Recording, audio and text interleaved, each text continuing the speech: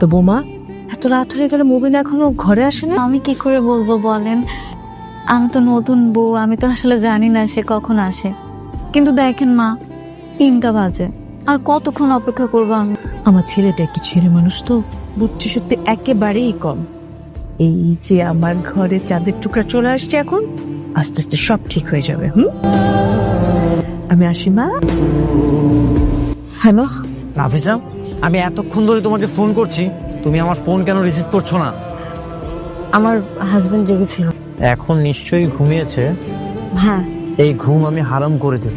আমি তোমাকে যখন কল করব ঠিক তখনই আমার ফোন রিসিভ করতে হবে, আমার সাথে কথা বলতে হবে। দেখো মুবিন, আমি চুপ! আমি কোনো গল্প শুনতে চাই না। মুবিন, তুমি কিন্তু আমার ছোট বোনের স্বামী। তোমার ছোট বোন তুলিকে তো আমি এমনি এমনি বিয়ে করিনি। ওকে আমি রোজ অত্যাচার করব।